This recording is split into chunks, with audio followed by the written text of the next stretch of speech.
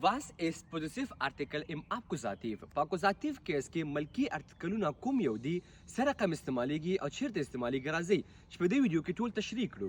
کله چې موږ په possessive articleونو همدارنګه په possessive pronoun باندې خبرې کوو د دې لومړی عمده فرق همدا دی چې possessive articleونه همیش لپاره له نامن یا له اسمونو سره یو ځای استعمالیږي مګر possessive pronoun چې دا یو ضمیر دی د نوم پر ځای باندې استعمالیږي دا همیش لپاره ځان له راځي چې نن په دې ویډیو کې موږ د possessive articleونه تشریح کړو چې کوم دي. possessive article im accusative راځو اول personal pronoun وایو بیا ورسره څنګه کې موږ possessive articleونه وایو پکې.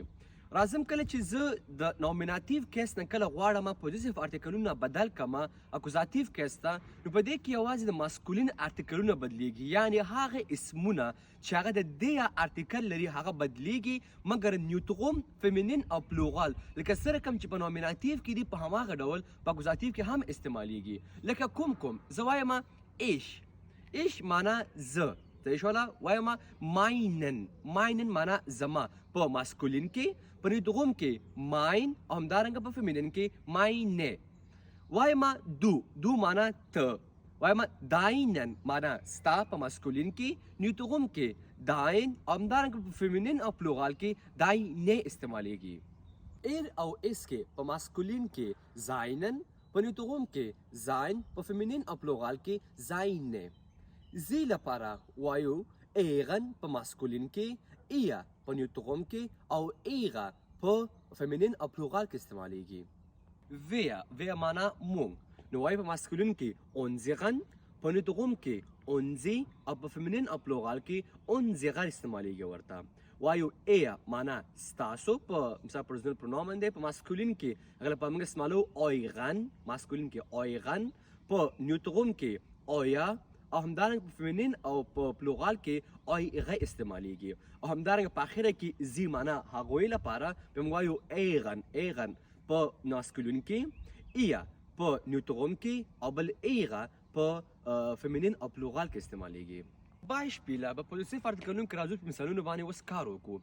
وایم ماین پلوور است دغه کېش زما پلوور یا زما باندې چې چټل دی زه وایم سره چې ایش واشا ماینن پلوور زه باید خپل پلوور وینځم.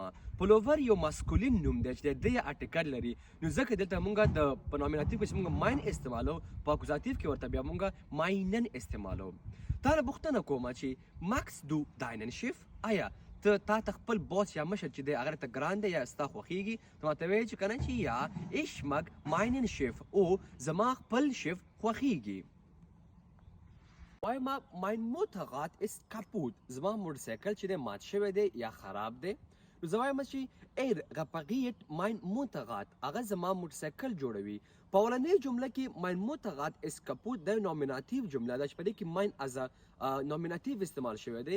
په دوهمه جمله کې ایر repariert mein موترراد هغه زما موټرسایکل جوړوي. په دوهمه جمله کې ماین موترراد دلته د از اکوزاتیو استعمال شوی دی.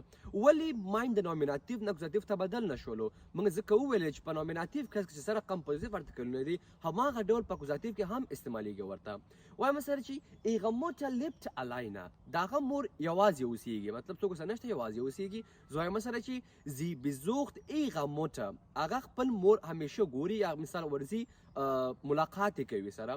نو په اولنۍ جمله کې ما ویلې ایغه موټه لیپت الاینه دلته دغه ایغه چې دا از نومیناتیو استعمال شوی دی ایغه موټه.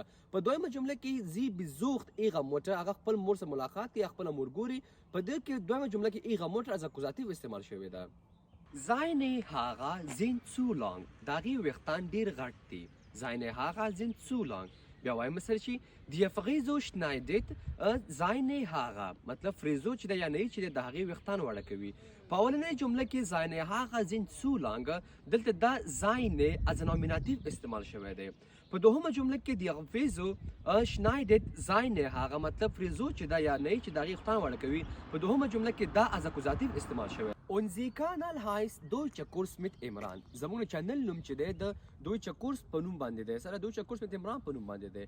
بیا دویمه جمله کې زه وایم سره چې wie findest du unseren Kanal تاسو زموږ د کانال زموږ چینل په رابطه باندې څه فکر لرئ چې دا ښه دی که دا خراب دی. بیا زه مثال ته ماته وایي سره چې ich finde es euren Kanal besser مطلب زه فکر کوم چې ستاسو چینل چې دا ډیر ښه دی سره. نو په اورنۍ جمله کې اونزی کانال هایست دویچه کورس mit عمران دلته نومیناتیو استعمال شوی ده. په دویمه جمله کې وی فیندس دو اونزغن کانال دلته دغه اونزغن از اکوزاتیو استعمال شوی ده. بیا چې دریمه جمله کې زوایم چې اش فینده اس اویغن کانال بسه مطلب ستا چینل ډیر ښه دی، زه فکر کوم چې ډیر ښه دی. دلته اویغن هم از اکوزاتیو استعمال شوی ده.